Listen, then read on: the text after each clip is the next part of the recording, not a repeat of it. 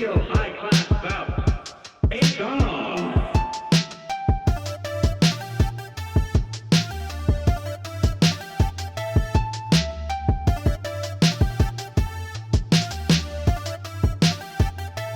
It's on!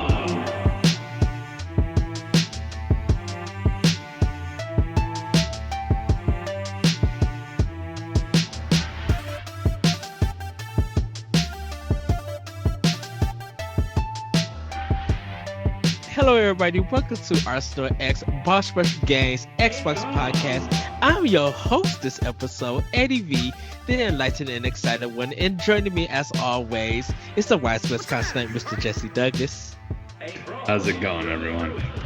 Yes, our boss man is taking a break for this episode. He needed one more day of relaxing, so you guys will hear him next week when he is refreshed and regroup. But we got a great episode for you guys. We don't got too much housekeeping, but if you guys want to keep up with us, you can follow us at Boss Rush Podcast on Twitter, and also check out our more Arsenal X content on bossrushgames.com and our YouTube page at Boss Rush Games. And also follow us on Twitch at Boss Rush Games, where you can also check the podcast there.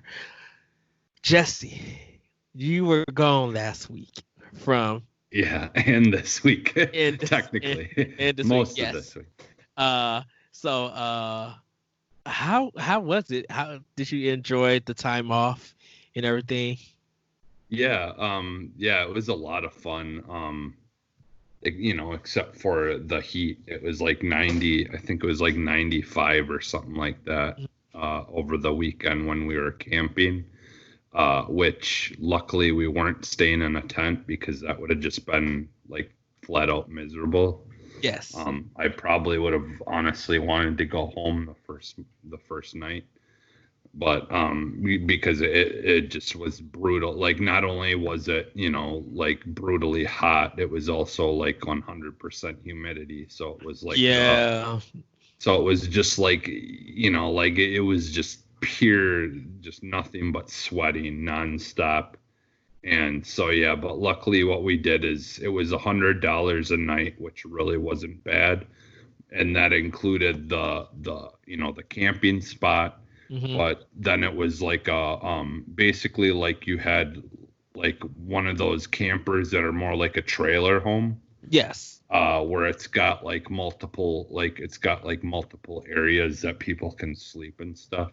Mm. Like the table in the dining room converts into a bed, and the couch converted into a pull-out, like you pulled it out and then it flattened out into a bed. And then there was a TV in there, with a DVD player, and there was a sound system, and that fed into the main room and into the kitchen dining area.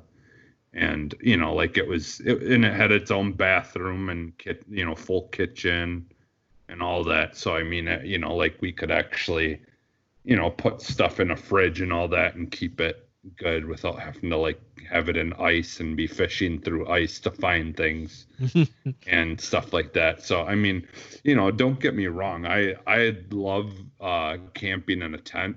I love like actual camping, like where you have to start a fire to cook your food, and which we did most of that anyways, other than breakfast in the morning. Mm-hmm. We cooked on the stove, but I do have a skillet that I bought that's for camping over a fire pit. Yeah. So I mean, I could, if I really wanted to, I could have made, still made breakfast that way, but yeah, so like, cause I just love that. I love camping. I love like every bit of it. And we talked outside of the podcast about, how you love camping and being outdoors in nature and everything. Yeah. Like our late night podcast talks. Yeah. We talked about that. Yeah. And so like hearing you being able to get out and stuff, cause I think you said you came back Sunday, right? Yep. We came because we had to check out by, I believe it was 11.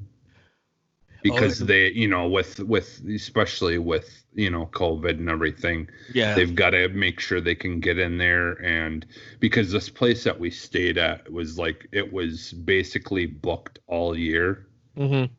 Like that, we just got lucky, and that was a weekend where they had one of those open for a weekend. Yeah. But like it was literally then filled up through all the weekdays. A lot of people staying for like full, like for the weekdays and then going home on the weekend. Yeah. I think is what happened. And they gotta And go so in there. so we were able to we got lucky and were able to get it. But yeah, I always joke because I don't really go to church or anything, so I always joke that like the woods and being out in the woods and in the forests and out in nature is my church. It's your church. That's where I go to reflect on and just enjoy the this earth that we live on. All the fun things. It's kind of like you're enjoying getting away from kind of like city life, city culture and stuff. Like you are in nature where there is some electricity, there is a little bit internet, but like this is a place where survival really happens. Like when you're in nature, you got to do your best to survive. So that's good. That is awesome. So, but guys, we are going to jump into some Arsenal news because Twitter was a flutter. There was rumors of discussions that Halo Infinite multiplayer may be going free, and then later on they did confirm it that yes, Halo Infinite's multiplayer will be free to play. There's going to be more details. We don't fully know if there's going to be a portion, like if certain things are going to be locked behind anything, or if you really want to get the full experience, you literally got to buy the game or play it on Game Pass.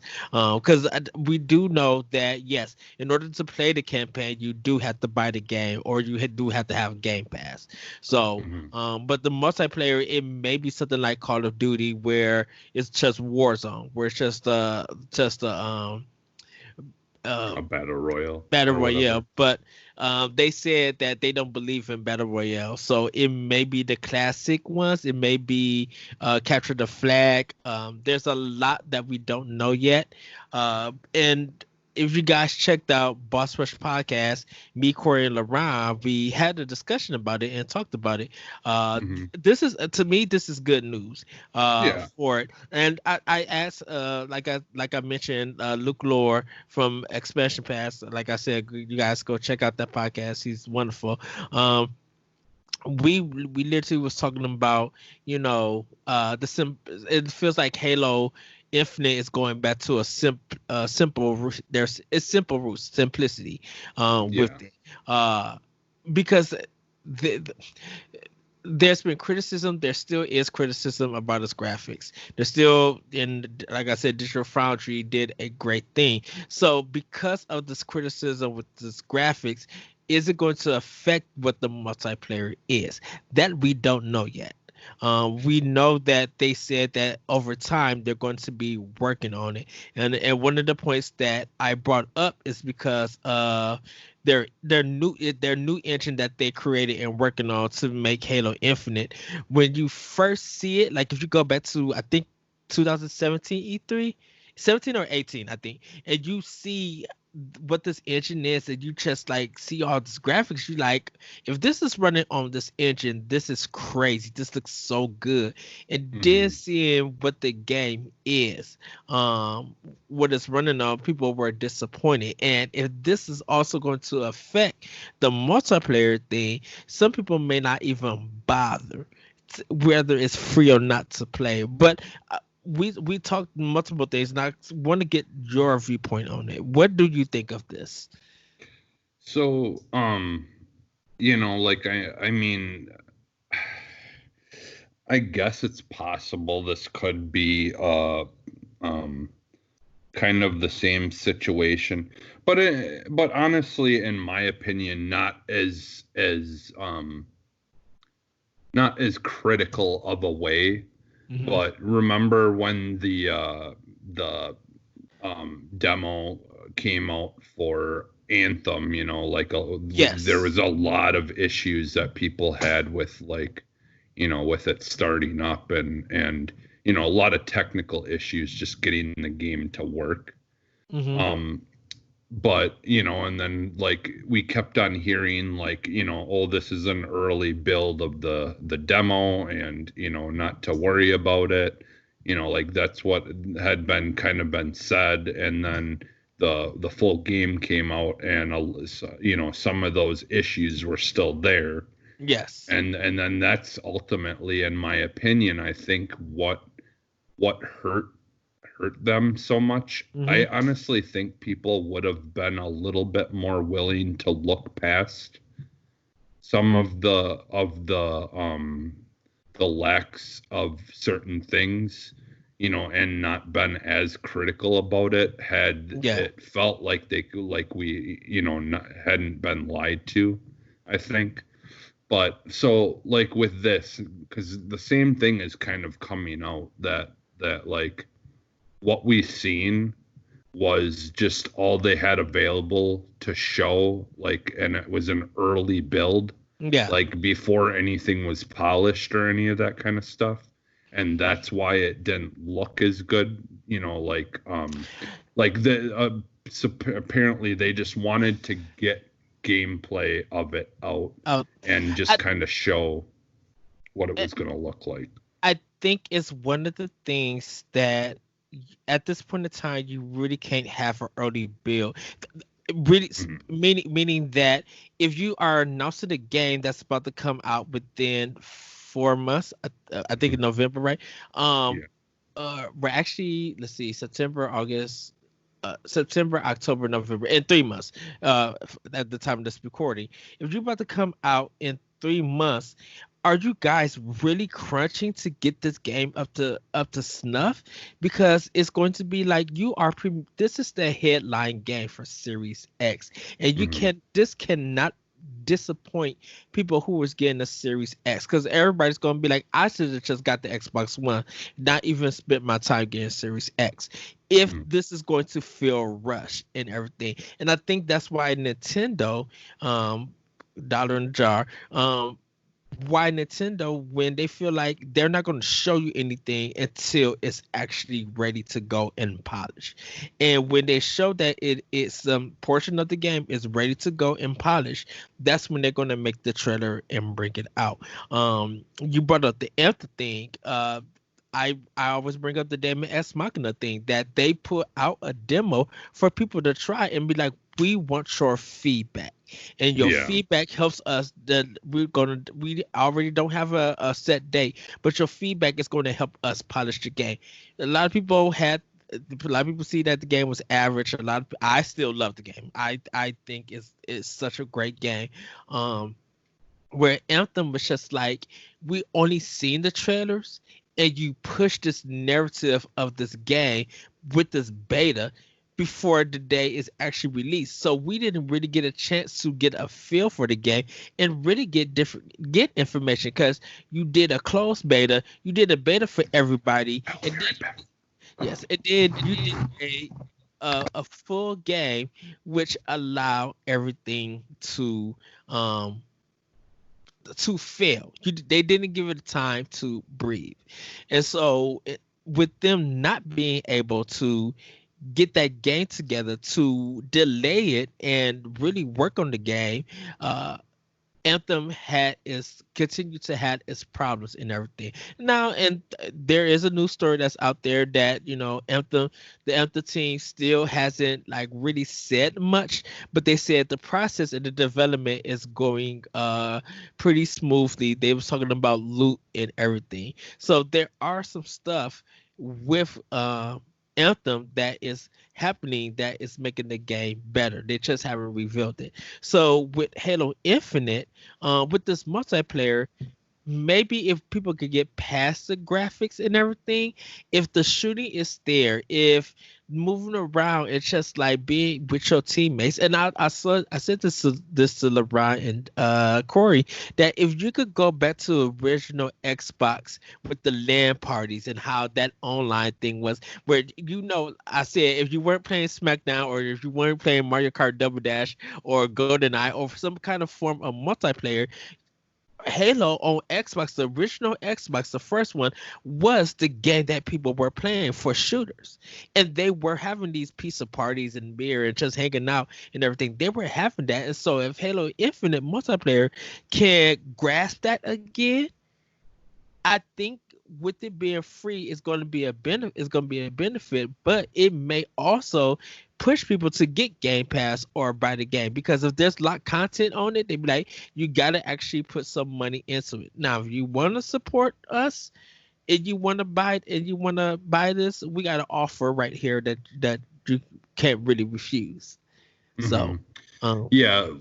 So for me, with just with everything that's going on, so I do think that like, and I don't know, like, maybe we'll get something more about it, or or maybe it comes out and honestly it's not that big of a deal, like it looks fine, and like what we seen was truly just an old build of the demo, and it just was lacking some of the polish, and like that shows up day one or whatever, it looks fine. But the thing is too, to like, and I had kind of said this in our chat thing, like around the time that we had seen it, like the thing is too, is a lot of people I don't think realized that they had built a completely new engine for this game.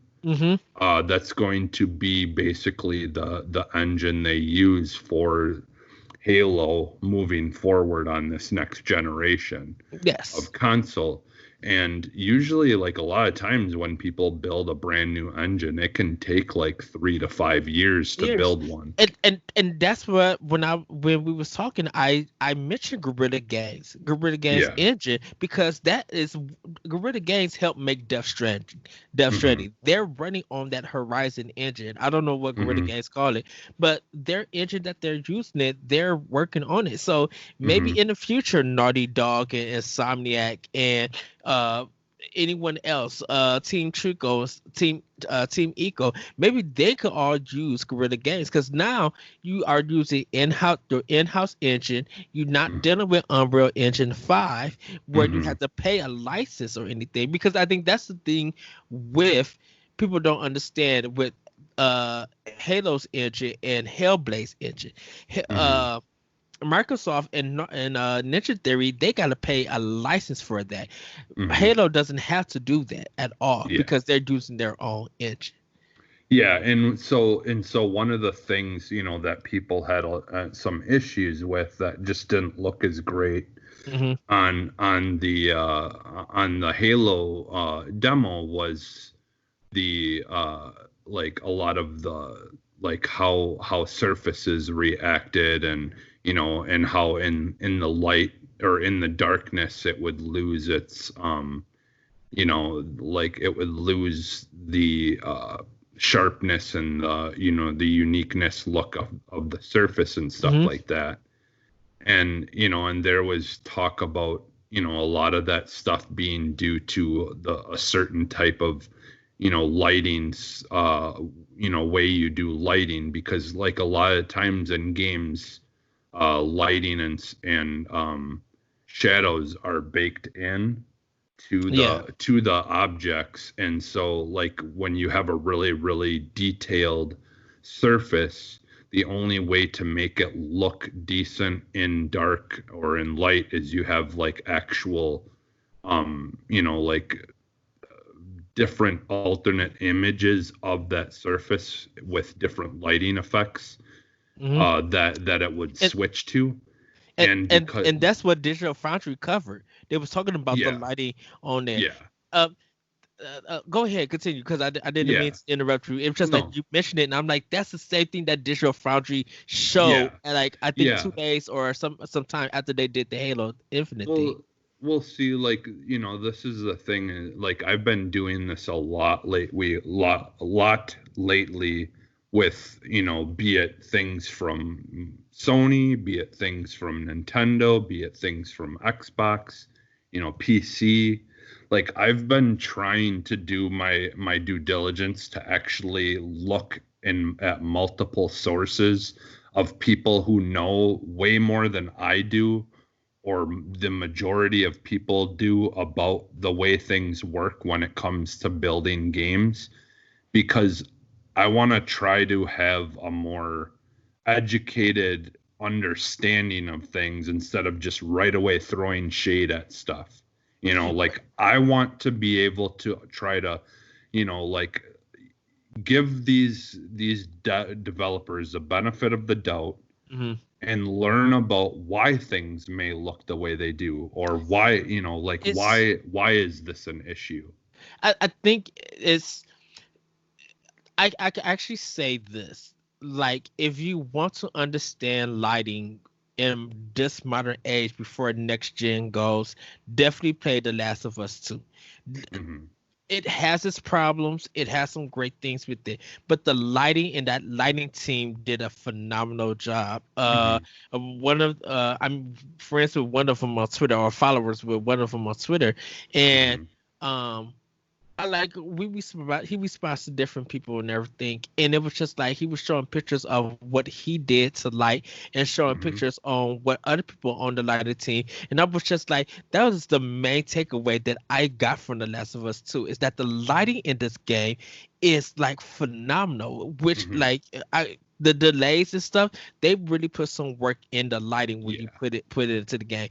And if you don't pay attention to that, you don't understand why the lighting in the Halo Infinite 2 might not seem up to snuff. Yeah. Definitely if you're paying attention, because it looked like they were fighting some, like, in the dusk, like it was like evening, or Yeah. it wasn't so bright.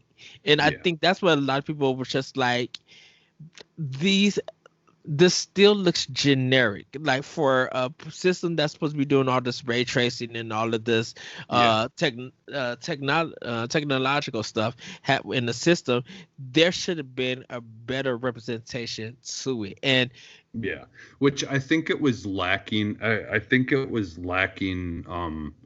The version that we seen didn't mhm, seem to really have any true uh it didn't seem to have full ray tracing support, whatever they yeah, showed us, mhm, because it was only being, like, done in certain things.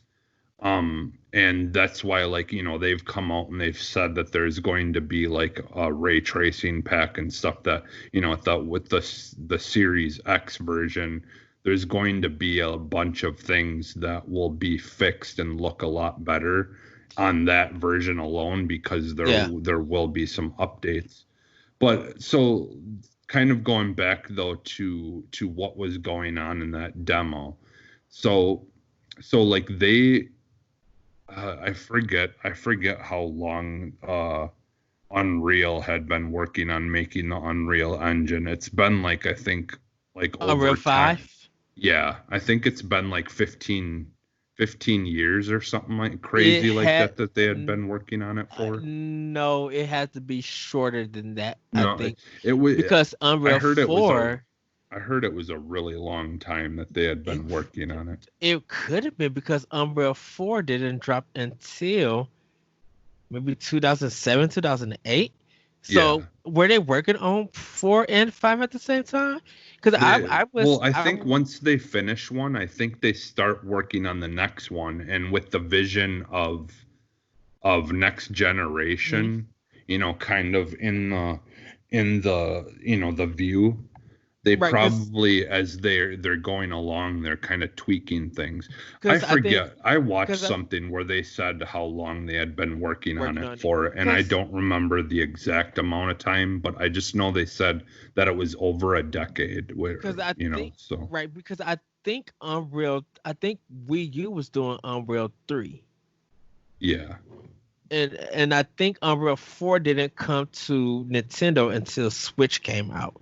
But Mhm. that's when everybody was already using Unreal. Yeah, because when Unreal 3 was going to be used on Switch, I mean not Switch, on Wii U, Unity was being used on Wii U for indie games. So those engines for different games were being used on that system. And then I think once 1 and PlayStation 4 kind of hit, they had the system ready for Unreal Engine 4 because Unreal Engine 4 looked like a hot mess. When they first showed that trailer, I'm like, ooh, this looks literally bad. Like the lava that they showed looked like jello shots. Like this is not good at all. Square Enix Luminous engine, that's what I called it. It looks so much better, but they had so many problems with it, so they had to go with Unreal Engine 4. Now Yeah. that we have Unreal Engine 5 hitting uh One X and PlayStation 5, PC, and then Switch and other platforms, we're going to see a different graphical uh, level of quality. And Yeah. I think with Halo Infinite, I think people felt robbed in a sense because they understand that they've been building this engine and stuff, but you would think that if it was a little bit more detailed, it would really show off with the Series X because I think that's what everybody is getting mad at with Microsoft. And this is going to probably lead into our next discussion because I wanted to ask this one to you also. I'm like, Well, what is? can I finish? Can I finish Oh with yeah, this go ahead. though first because I still got a lot to say. Oh go ahead. Okay, so the thing is, what I was trying to get at is the Unreal Engine. They had been working on it for a real long time on 5, and so like the newest Slipstream engine that Halo Infinite is running in. There's some stuff in there that they are doing that is very ambitious Hmm. that like is really really difficult to do.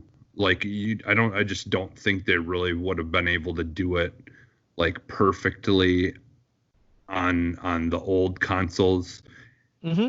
and have it work on the older consoles and work. That's why I think it's going to look better on the Series X, like once everything is kind of situated and they've got everything polished. Yeah. I think it will look better. It may take a little time for them to still maybe finish some things up, like for that first day, release patch or And something. and that's But why a lot of people felt like that should have been already done with this trailer. And I think that's well, what some of the upset for some yeah, people. but the thing is like I was saying, like the Unreal, what they do in the Unreal Engine, they had perfected a lot of what they were trying to do in this new Slipstream engine, Mhm. but they had like 3 times 4 times as much time to make it perfect compared to what they did for the Slipstream engine. Like Unreal Engine had a way long time to really get these things going, whereas they had to try to get it done so they can make this big game that they were working on. And so one of the things that made it really difficult for, and like for them to get stuff right, and is because they were dealing with a whole brand new ideas that they had never really had to deal with, on top of trying to perfect it in this new engine. The whole, how in the Unreal 5 engine they showed moving the light source and how Yeah. like everything that would affect everything.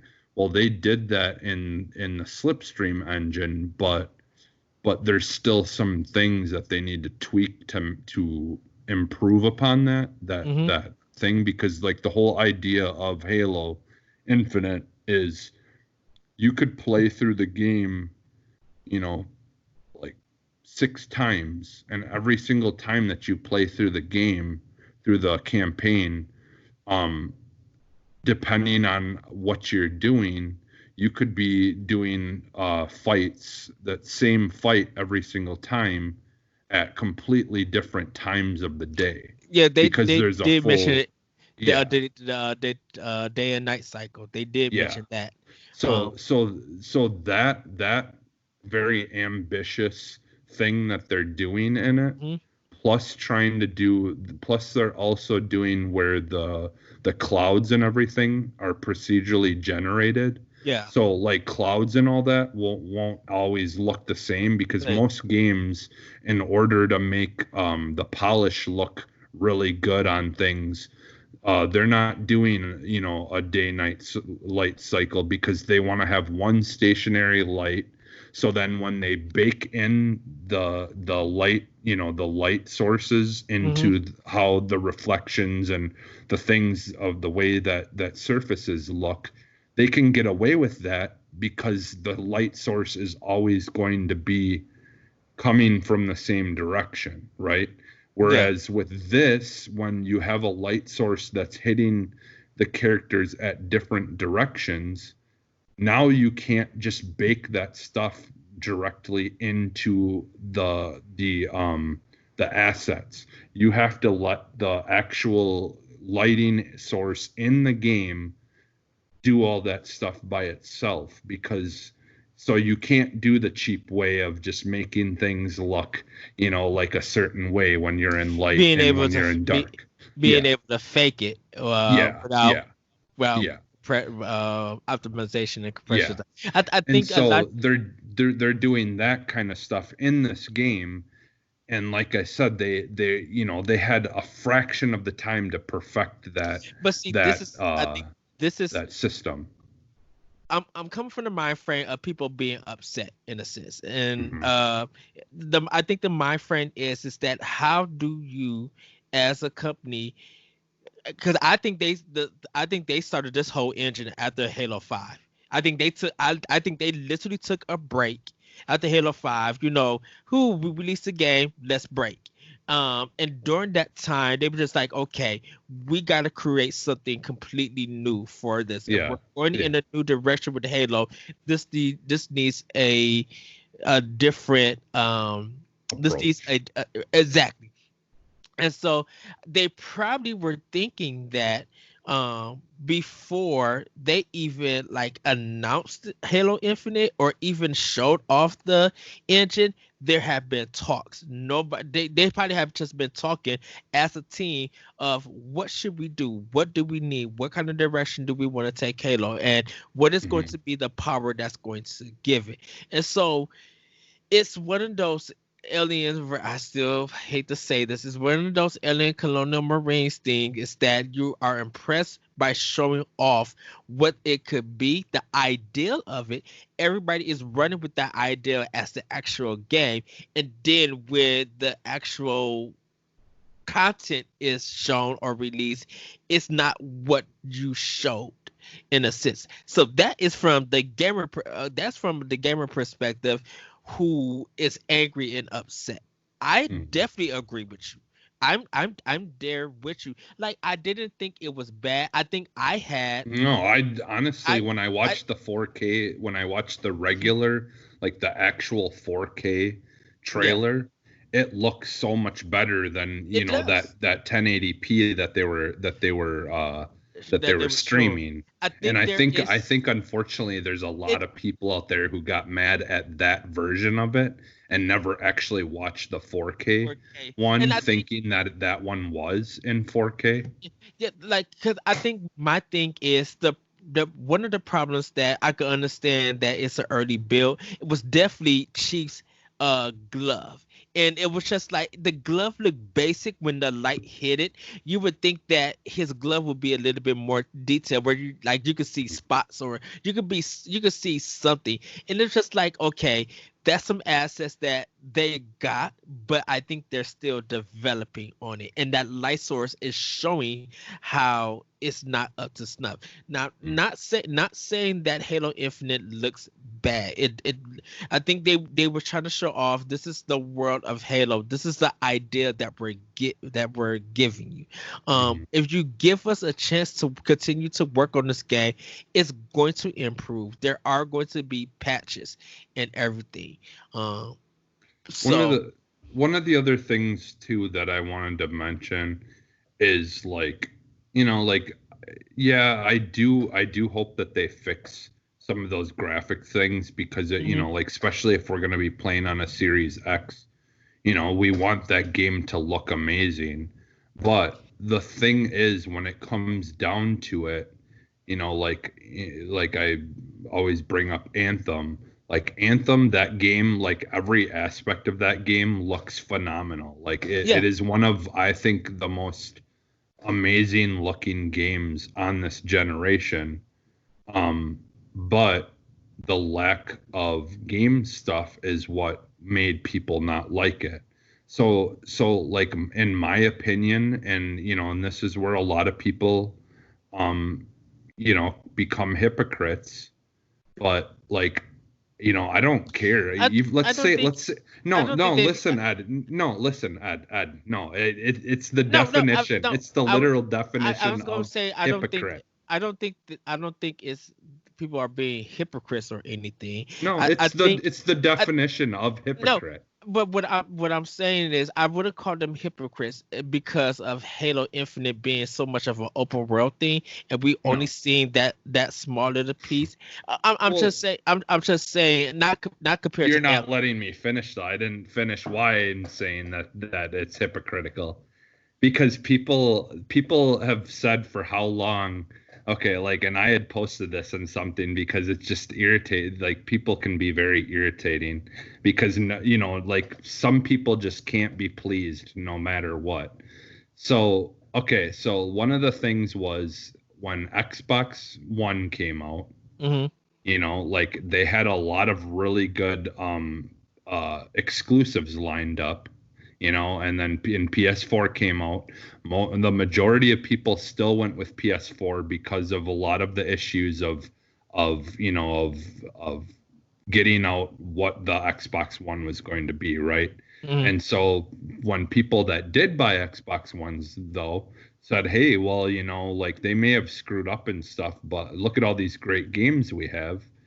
But then PS4 people, to counter that, said, well, yeah, but still, look at all the few games that we have on PS4 look better than what they looked on the Xbox One. Just let me finish, Ed. Oh, no. Let me finish. Let me finish. No, because I was about to say, I agree. I know. One of the big things that we discussed this before. Yeah. One of the big things was the used game situation with Xbox One and PlayStation 4. Now look at it. Both of them. Yeah. Used games don't even matter anymore because people went digital. So it was just like, y'all cried about this new thing against Microsoft, but now y'all really digital because you got Game Pass if you picked up an Xbox, and y'all went all digital when their sales of a first party game for Sony's going on, it's always digital sales more than physical. So what's the argument of the used games thing? So that's what I was just saying. I'm sorry, go ahead. Continue. Yeah, but So the argument was at first, okay, so Xbox One had a bunch of really good exclusives. PlayStation was, in the process of getting to the point of where they would have a lot of good exclusives. But in the beginning, it was a little slow. But their games looked better, so it didn't matter, that the Xbox had games, right? Okay, so then all of a sudden you get to the point of where Xbox One X comes out and all the games look better on that, because it's more powerful even than the Pro. Things run smoothly. Like that was the best place to play third-party games. But then the argument was, well, that doesn't matter that games look better there because they don't have first-party games. It's like, okay, well, you said in the beginning, though, that when PS4 didn't have exclusives as nice as what Xbox One was, that it didn't matter because it looked better. But now that you've got exclusives and Xbox One doesn't, you're saying looks don't matter.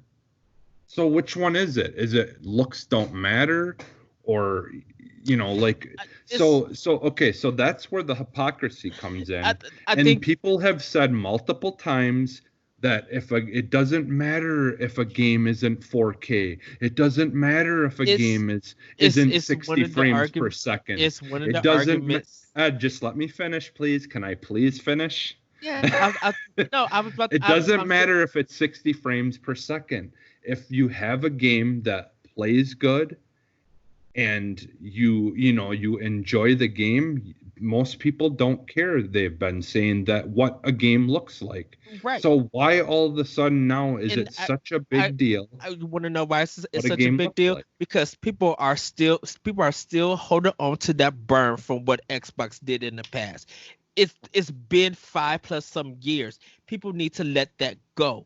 Microsoft have been working hard to get back, I guess, in gamer graces, if people want to say that. They've been trying to do everything they can to show gamers that they are really that they really love games and they want to bring out the best. But yet people are still holding Microsoft to that old thing. There should be no way now with One X being out, with PlayStation 4 being out, that you are still choosing one side over the other about exclusive and how a game looks and stuff. Because the thing about it is that doesn't mean anything. A 3DS game has beaten out some of the most powerful games. A Link Between Worlds could take Game of the Year over whatever high grading game came out for Xbox and for Microsoft and even Nintendo's own console at that time. That's crazy. And The Link Between Worlds is not on a powerful system. It doesn't have 4K or 60 frames. Well, it maybe has 60 frames because it's fast. It don't look the best. But how do a 3DS game take Game of the Year? Go ahead. I'm sorry. No, I was just gonna say, like that's the way I've looked at this. Like, I'm not gonna be like a fanboy about it. Like, yeah, I am bummed that it doesn't look better, but at the same time, like that's gonna be second nature for me. Like, all I care at the end of the day is that they nailed the game. They give us a good story. They give, I can look past the graphics as long as they can do that right. And if they prove to us that they did that right, I'm okay with them taking a little bit of time to maybe bring out more new assets or updates or whatever. I don't care about that. I want to just have a good game. It's one of the things that people are having high expectations for something, and those expectations are not met. Why are you setting your expectations super high? And it may be because, now this is two things. It may be because that person is a fan of the Halo series and they still support and believe in the Halo series, and regardless of what this is, they'll still get it. The second one is the marketing that Microsoft has been saying about Series X. And some people, I don't know if they're holding them to it, be like, all that word talk and tech talk that you're saying is not being represented in this one game. It's not being represented in the games that you're showing, because everything is said early game in engines, yada yada yada. Everybody just like, if Nintendo could show stuff running off their hardware and this is what you're actually going to get, you as Microsoft and Sony, who have the most powerful systems above Nintendo should be showing some actual gameplay of what we're going to get. And your tech talk does not work for us anymore. The same thing I said about Stadia. If you could give us the tech talk and all that tech talk is not coming out through your games, people are going to hold you accountable. And everybody, well, not everybody, some people are holding Microsoft, or I should say 343 Studios in general, they're holding 343 Studios in general to that standard, to be like, this is what your boss said, and you're not delivering what you, on the promise of what your boss said. That's why I said yes. Yes, Hellblade 2 looks good as a cutscene, but we need to see what they're actually going to do when the game is running. It's not about running on Unreal Engine 5. If I want to see, some people are like, I want to see what is this game actually going to be like running on Unreal Engine 5 that's going to show us that 4K 60 frames per second to 120 frames per second. Because if you cannot show that within a year and a half or two, and it still looks like that you guys are still trying to figure stuff out on the system to get it to run, there is no way that I need a Series X or a PlayStation 5, because you guys are not delivering on everything that you said. You have your gamers are becoming not finicky, but gamers are becoming to be like, we expect more for you. If you're going to talk all big from this, you need to deliver on that talk. People make fun of Nintendo all day long about their online system, but like I said, did Nintendo say anything big about their online system? Did they try to market you on the big thing on what the Nintendo online system is going to be? No, Nintendo was literally said, this is what the online thing is. You can play games. We added this on, and that's it. They literally said everything about it and gave you a price, and we're not trying to do anything more than that. If they said what they was going to say and they deliver on that, why are you trying to add more to the conversation? Why are you trying to add more and have a different belief? Be like, Nintendo never said that. Nintendo showed you what it is, and every time Nintendo says something and show you something, that's what it's going to be. If they gotta apologize to it, look at Anuma when he came out and apologized for the Legend of Zelda Breath of the Wild being delayed. He got in front of camera and told everybody that the game is delayed because they have more work and more ideas. They did not pussyfoot around with anything. Yeah, I mean, my only argument about that though, with the internet stuff, is like, I don't think that the whole internet stuff for Nintendo, like, I was fine with it at first, but I don't, like, now, like, it's been how many years since the Switch came out, and and we haven't seen any kind of sign of them trying to improve the internet stuff really at all. And like, so, like, I'm fine paying for internet, to have to use the internet to play games online, if you're going to stick that money into improving upon that.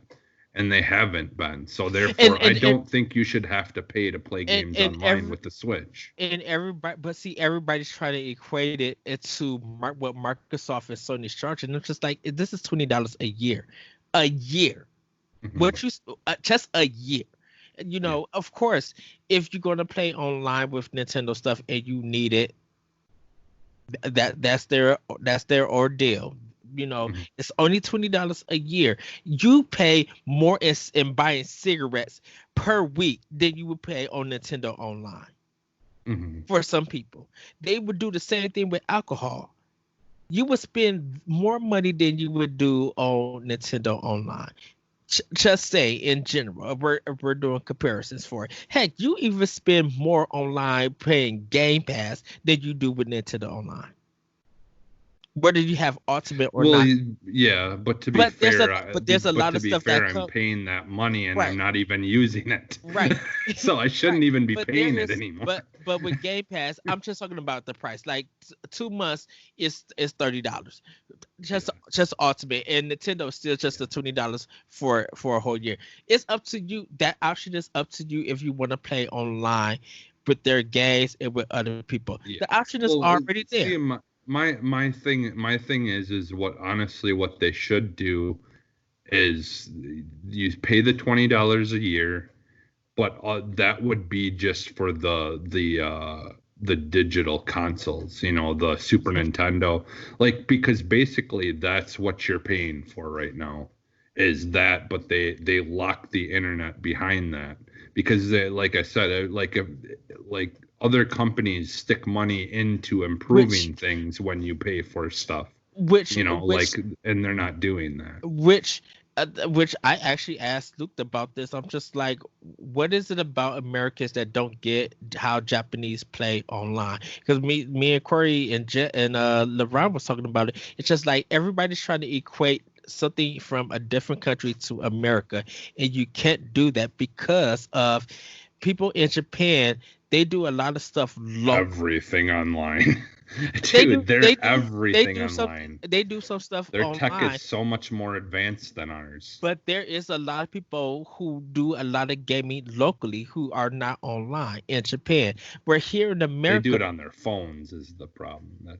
Well, yeah, but there are people who the phone companies put a lot of money into their internet. But there are people, and Nintendo isn't. but see, the thing about it is, if you look at 3DS, when they was doing like their local games and stuff, there were people who were out there playing games together locally.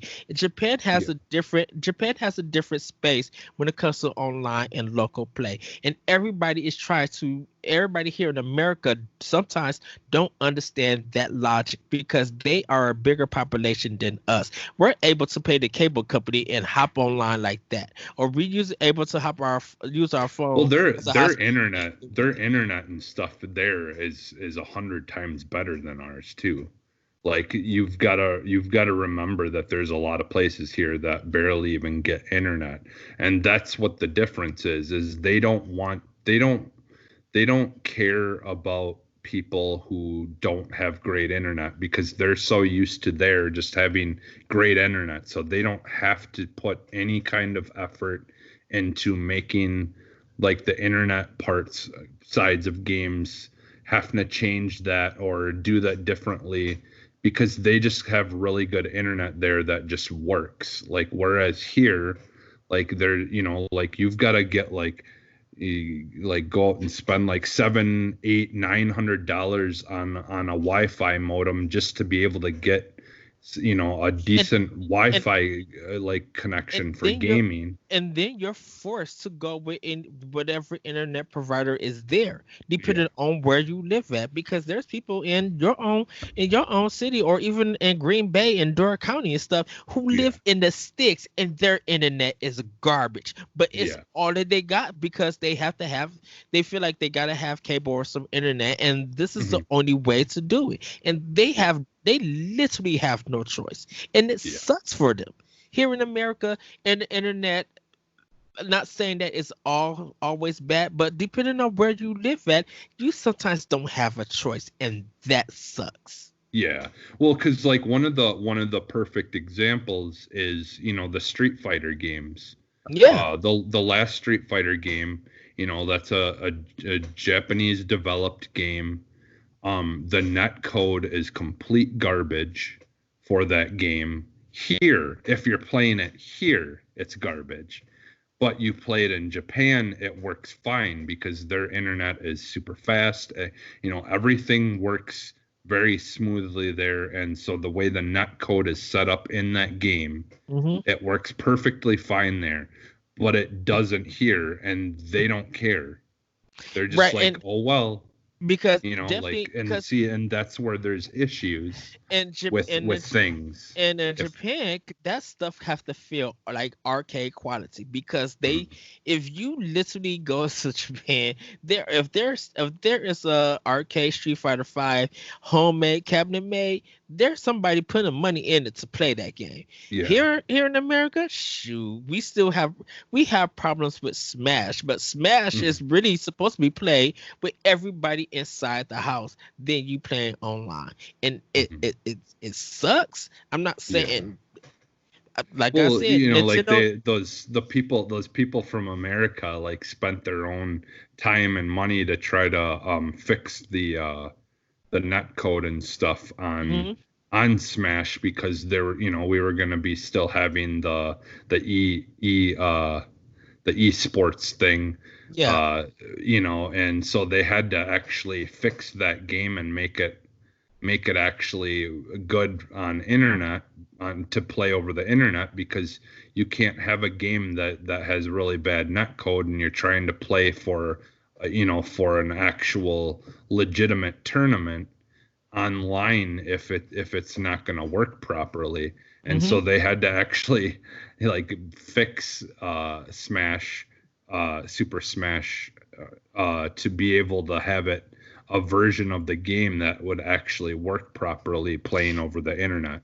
And they did that, and they spent the time on it, but then it ended up getting canceled anyway. And more people pay attention to Smash because you are seeing two people who are highly skilled fighting against each other. Yeah. It's right there, and more people are more interested in that. I told Corey and LaRon, everybody please check out Boss Rush podcast, because we had a good discussion about that, where it was just like, yes, their online system is questionable content all the way full through. I would not disagree with that, but I want to see that Game Informer 8-player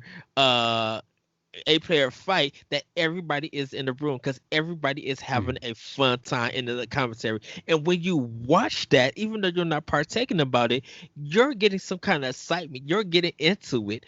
And going back to Halo Infinite, like if Halo Infinite multiplayer has a big problem with the online thing, but it still offers like local play, everybody is doing just the old Xbox way, and it's fun as ever.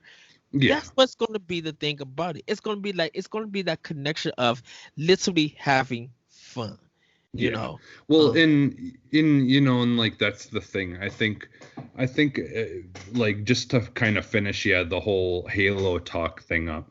So like, like I said, yes, I do expect them to make that game look better, and I definitely will be holding them accountable for that.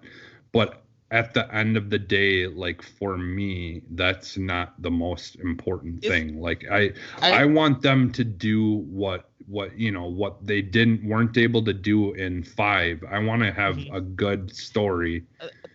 Like, that's what I'm more worried about than how it looks. I want to explore this world, this open world, because that's what I did with Gears 5. It's just like, once I was able to get into that world and explore, I didn't really care about the missions. I wanted to do the side stuff because I wanted to see what this offered, and that's what's more important to me in Halo 5. Halo Infinite. I'm not worried about the graphics. I'm not worried about the multiplayer or even the story campaign.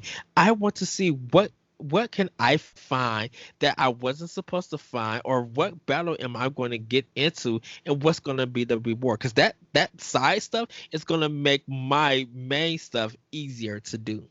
Well, and this is how I really honestly figured it out for myself, what type of person I am when it comes to games. Like, and I've always thought I've cared about graphics and what, how something looks. But I've been noticing lately, when it comes to, like when we watch the PlayStation show, or we watched, the Xbox or whatever showcases, like, I'm like hearing all these people complain about how games look, and I'm like, I didn't even notice that. Like when I was seeing games, I was looking for like the characters and like this and that, and like what kind of things they were doing. And I never for once for any of the showcases this year have I cared so much how something looked.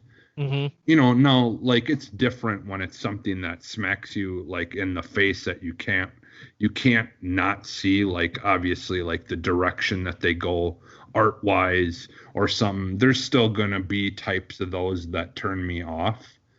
But beyond that, ultimately, I've found that I really don't care about the very, very minute, like, if I'm looking straight, like really close up to my screen and just analyzing every bit of a game, like what I'm seeing, I'm not really caring about that as much. It, I'm it's finding, but it's one of the things that everybody still hold these showcases up to a Nintendo Direct quality.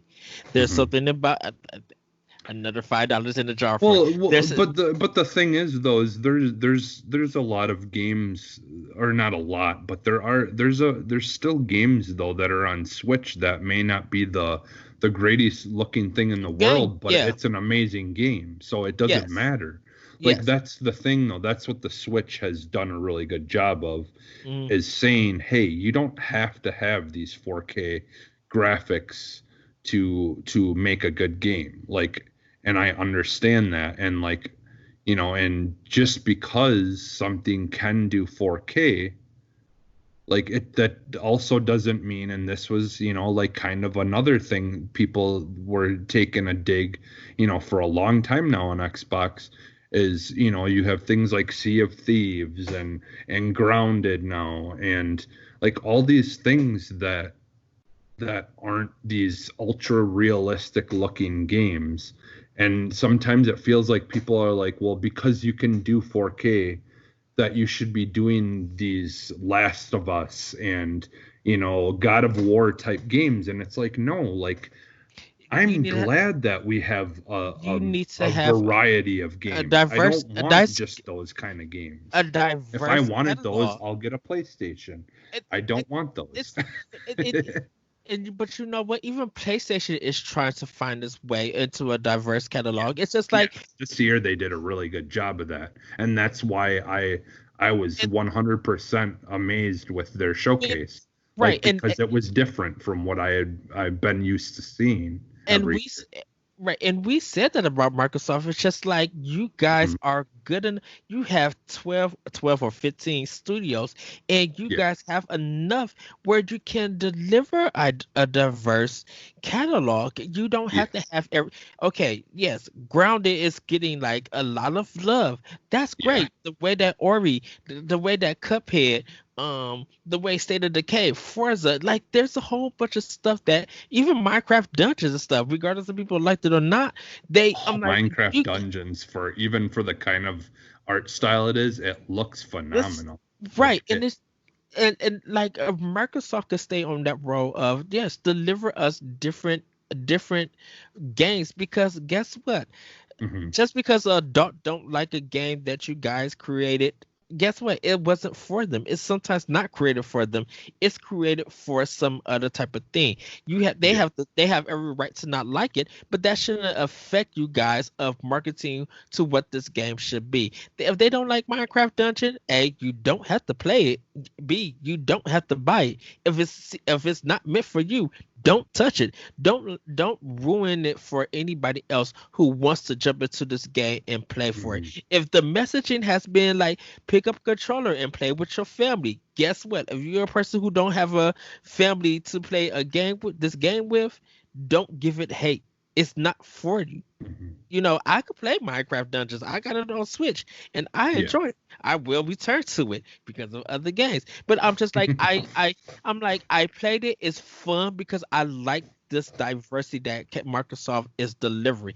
If I want to play something a little bit more mature, I have Switch, I have PlayStation, and I have Xbox who offer mature experiences. Mhm. Yeah, Maybe and it. that, and that's the thing, why I've always liked Nintendo, and why honestly I've been kind of excited for the what we've seen with Xbox. It's kind of the same thing. Like, I'm getting these experiences that are unique, and some of them are almost reminiscent of like an indie style game, which I've said multiple times, like I love indie games. I don't Mhm. It doesn't need to be ultra realistic looking.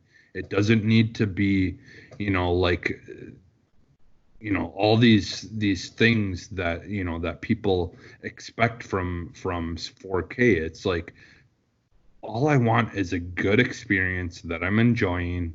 And it really, at the end of the day, most times the way the art styles and things like that are really don't matter as much as what that experience is giving you. And I Nintendo has always given amazing experiences without having to make things look ultra realistic. hmm And now finally Xbox has been doing a lot more of that, of just really, really just focusing on unique I experiences. I And still feel like Quantum Break is one of Xbox's greatest games, with Forza yeah, Motorsport following yeah, behind. For PlayStation, I think The Last Guardian is one of the greatest games, with Ghost of hmm Tsushima and Horizon following behind, because they each give me some kind of experience that's never really been done.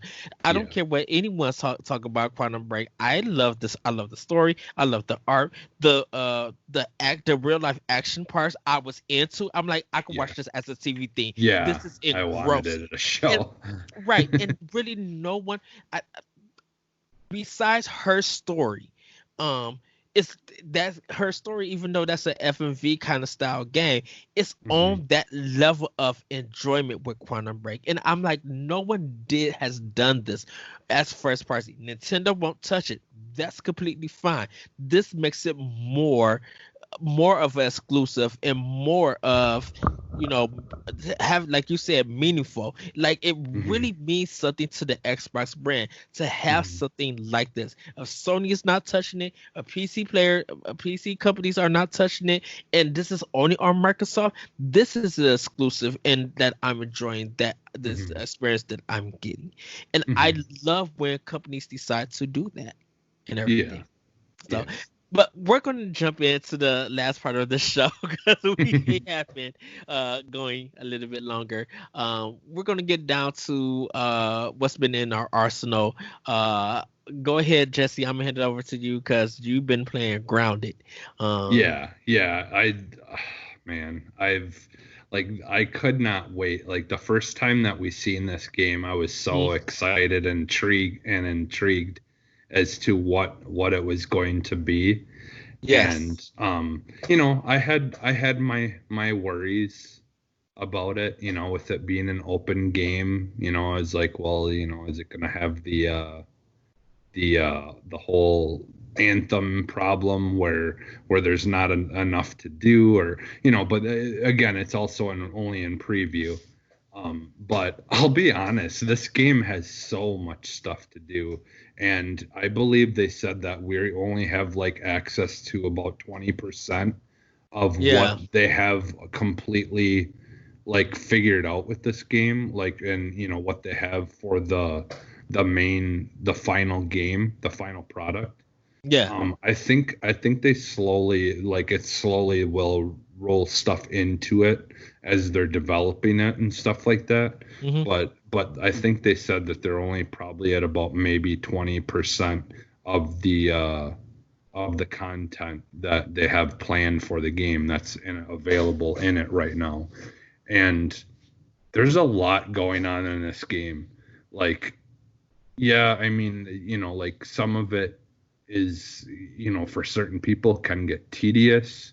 hmm But that comes with this genre of game that it is. Like when you play your World of Warcrafts, or your Elder Scrolls Online, or any of those kind of games, you're going to be doing a lot of grinding, or just RPG games in general.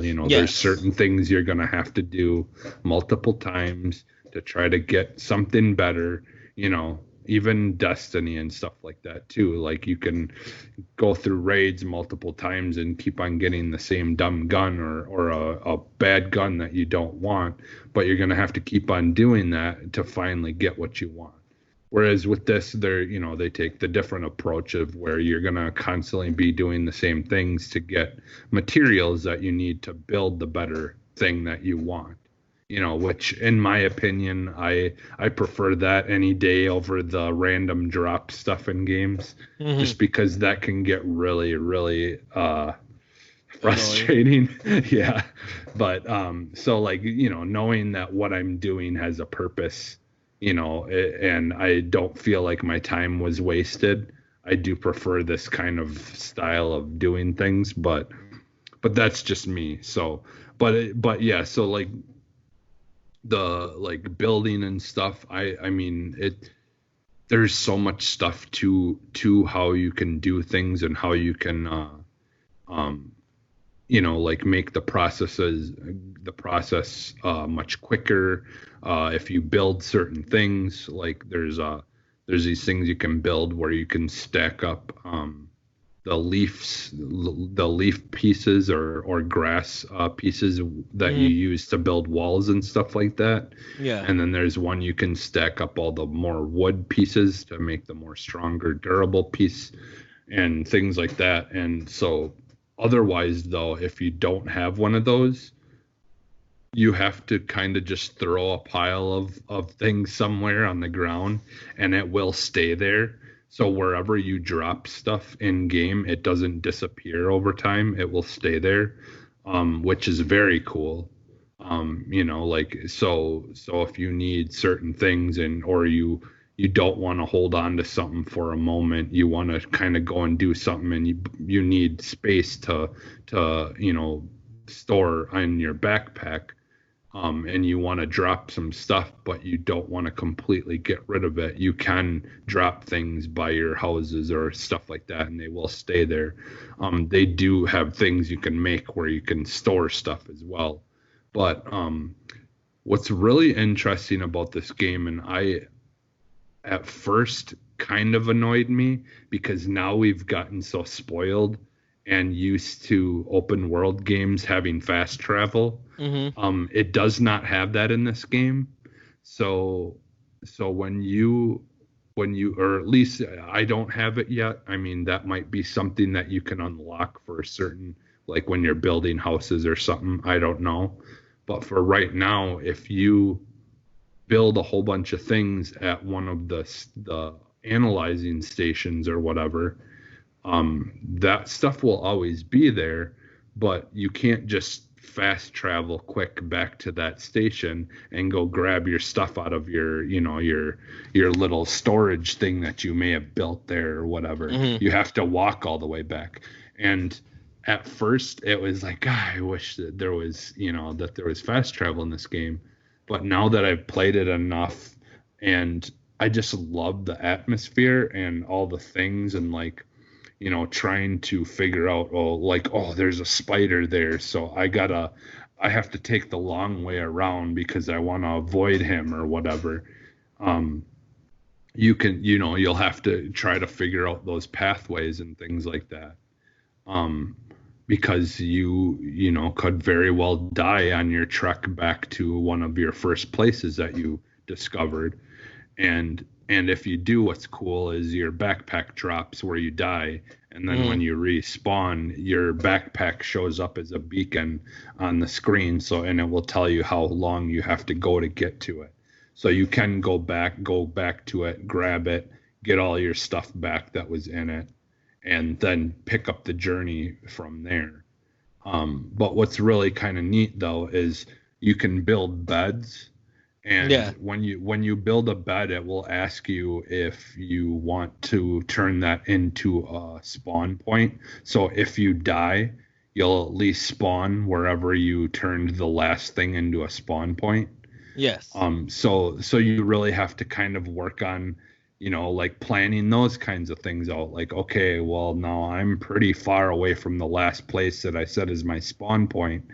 It's starting to get dark. I should probably build a little tent thing here, turn it into a spawn point, sleep the night away until it gets light out again, and then continue my journey from here and turn this into a spawn point so I don't have to start way back again, and do a bunch of my journey over. So like I had kind of said this in our chat, like, honestly, this game is giving me those same kind of enjoyment that Breath of the Wild did when it comes to just wanting to explore everything, just explore every little bit of, can that's laying in the yard, or or there's like big stumps that are that are obviously in the yard for like made to like outline something, or just like a stepping like platform type things, or there's juice boxes that are in the yard that are slowly dripping out juice that you can consume, and things like that. And like there's the Battletoads action figure in the mud that you can climb on top of, and like it doesn't quite do it the same as Breath of the Wild. Like I wish there was a full on like you could climb anything stamina kind of thing going on with this game. I think it would improve it a lot. But there is a lot to climb on and explore. And I mean, think about every little branch or any kind of thing that would be in your yard becomes this massive thing that you can climb and see, like climb high above the grass and look down on things, and overlook, similar to the towers that were in Breath of the Wild, where you can kind of go to the top of them and kind of search around and look around and say, oh, over there I see something that looks interesting that I haven't gone to yet, and go over there. And there's a lot of puzzle solving things in this game. Like there's this one box thing that had three lasers shooting at it, but only one of the lasers was aimed perfectly at the little satellite things that were on it. The other one was being blocked by a piece of grass, and the other one was kind of flickering on and off. So you had to like, okay, that one's hitting a piece of grass, so let's go find that piece of grass, chop it down so it's no longer blocking the laser, and then you fix that one. And it's like, okay, well, now we got to go figure out why this one keeps on flickering off and go solve that problem, and then come back to it, push the button, see what it does.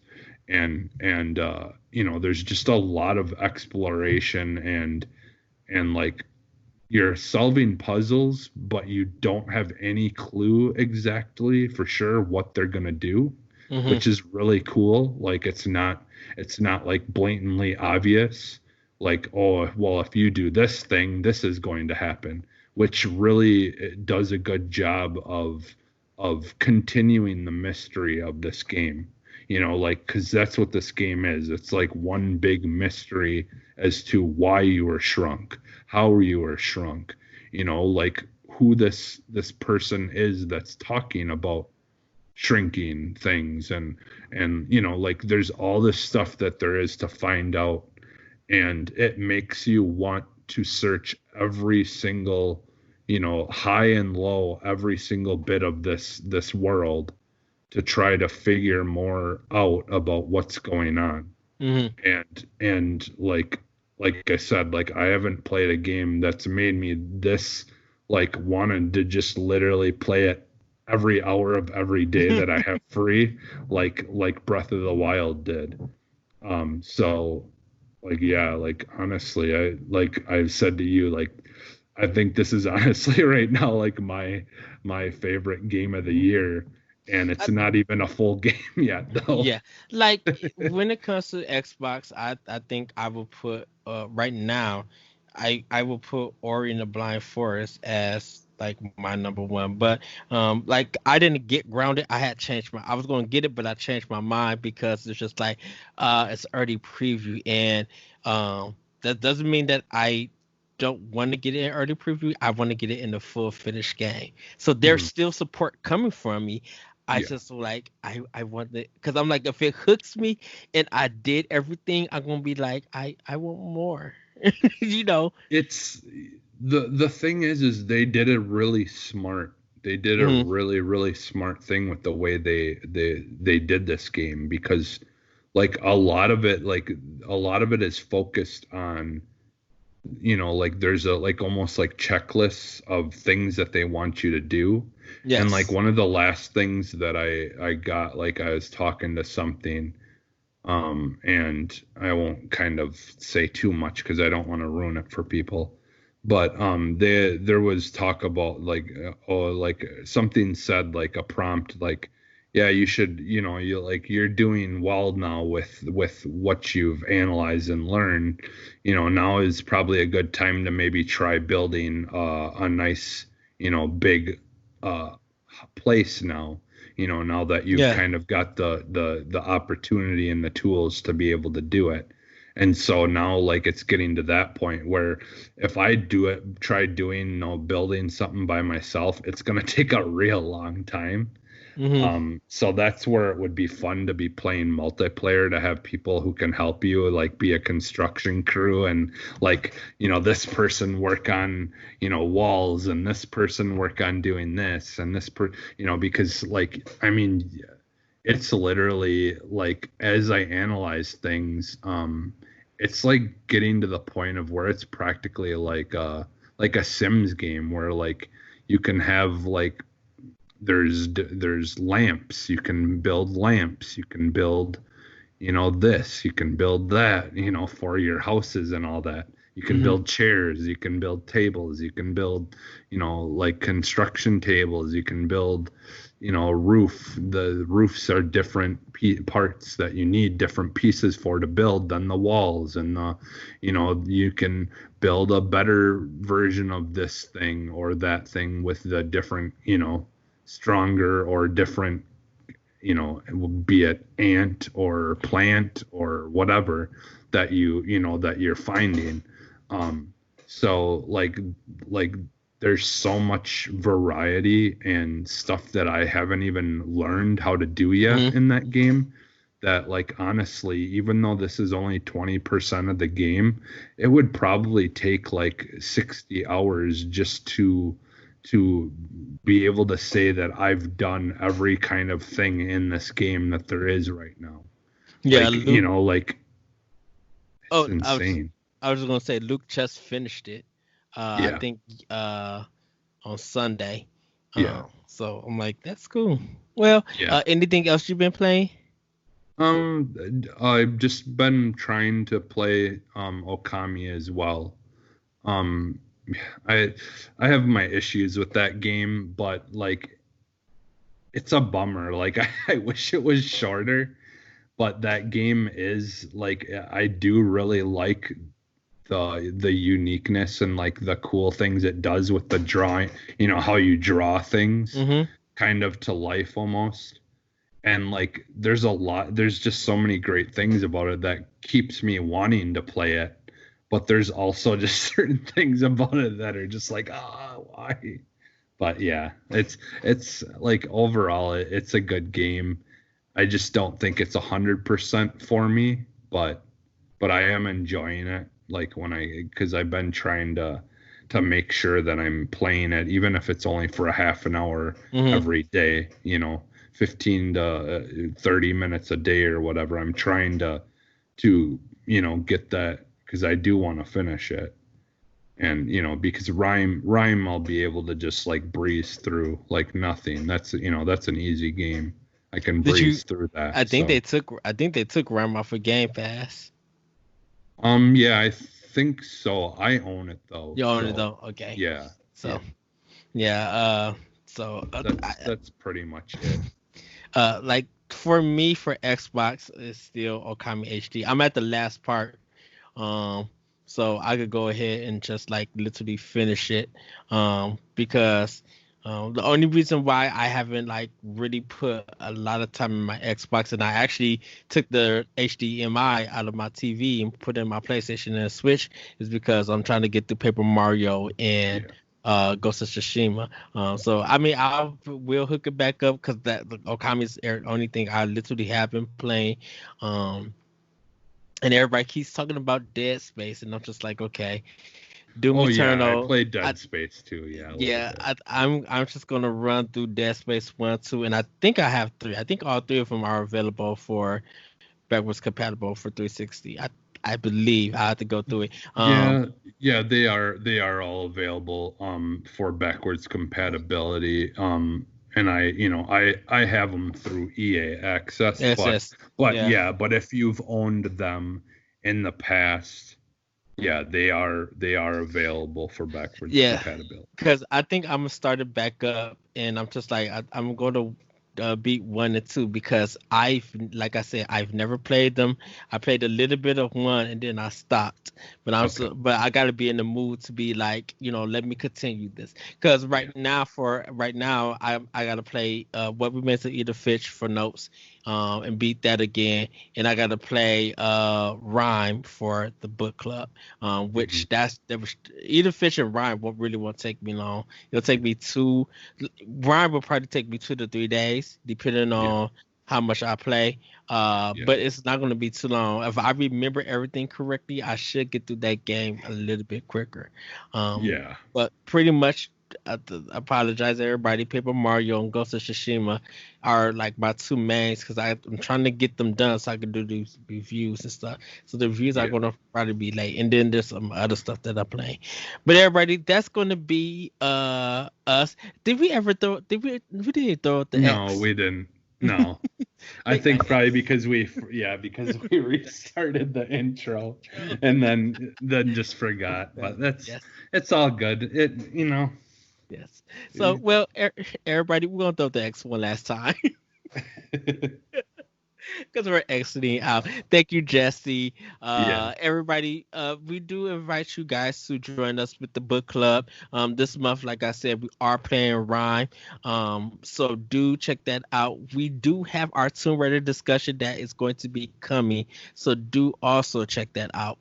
And then we got a lot more coming because we got the history of Mass Effect happening in October, and in November we are going to have the history of Monster Hunter. So you guys will have to check that out, and then, or hopefully in December that we're able to do it, the history of the Legend of Zelda. And that one may be a part 2. We may do a history of Call of Duty next year, Jesse, because I think the history of Call of Duty is going to be a weird one, because that one is just like, which games do we cover? Because it's such a huge history of games. So that's all in the talks for next year and everything. So everybody, have a great week. Have a great weekend. Once again, check our content on BossRushGames.com and on Boss Rush Podcast, and on Twitch at Boss Rush Podcast, or Boss Rush Games on Twitch. And follow us on Twitter at Boss Rush Podcast. You can follow us there and everything. With that, everybody, have a great week. Have a great weekend. And as always, let's continue to play video games and be better one to another. I apologize to you, Jesse. I love you. You know how I am when I get into some good conversation. Oh, yeah. No, it's, and I'm the same way. I'm the same way. That's why. That's why it's funny, because I have to learn, because you say something that clicks, I'm like, I got to jump in. I want to respond. It's my I'm the same way, and there's so many times, like, especially it's so much harder when there's like 3 or 4 of us. I was like, so many times is like I'll just have to just kind of. And sometimes I don't even get to say anything at all about it. But it's just I have to learn to be better, but it is what it is. You be you, I'll be me, and I'll just hopefully people like find it entertaining. Like I tell everybody, I'm like, me and Jessica have our discussions and stuff, but the moment we get off, I would say yes, I love him, because I like I said, passionate. People don't. I like you guys don't understand. I love everybody here on Boss Rush. We have our ups and downs. I'm the weird one, but I'm like, that's how I am. So once again, everybody. Are you though? Probably. We'll see you next time, everybody, on Arsenal X Podcast. Bye, everybody.